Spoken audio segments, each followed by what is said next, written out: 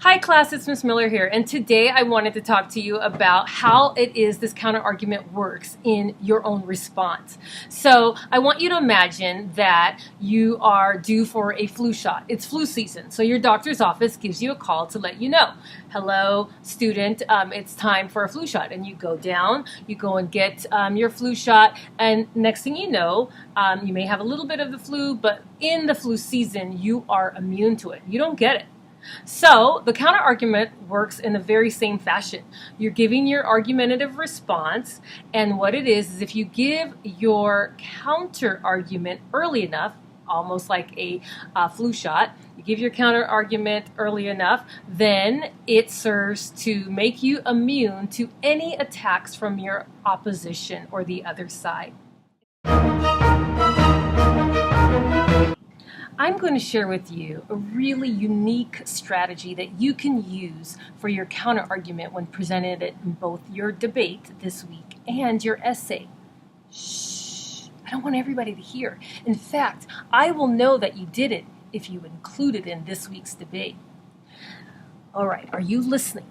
What you do is if you want to minimize your counter-argument or you want to strip it of its importance, I want to make sure nobody's listening. What you do is you relabel it, you rename it, you give it a negative connotation, a damaging label.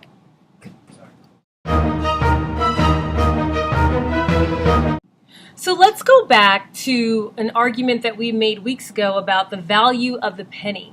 And let's take a look at our counter-argument. One could argue that the penny takes up too much time to process, it takes too much time to use in stores, right? So this would be my counter-argument. If I wanted to use a relabel or present it in a negative light, or if I wanted to minimize the counter-argument to the audience or on behalf of my opponent, then I might refer to this counter-argument as minuscule moments, right? That gives the impressions that it's not a lot of time, or a minor interruption, right? So it's no longer this penny that takes hours and how the data sort of calculated how much it takes in terms of an employee having to count all of this excess pennies.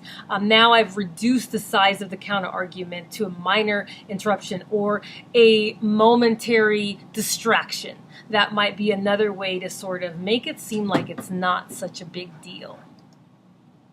As you can see, if you use this technique to relabel or to reframe your counter-argument, then literally you can win your argument, at least in the audience's mind, before you even begin your rebuttal. So we literally took this penny and this idea of time, and we reduced the size of the penny until it was gone. Besides reframing and relabeling your counter-argument to strengthen your position, another strategy that you can use is to use the word but to make a distinction between your counter-argument and your rebuttal. And so you would do this because it gives a very sharp contrast, and it shows that there's some sort of a shift, that the two are not one. And so you want to make that distinction between this is the counter argument, this is the weak part, and now here, but let me give you my rebuttal.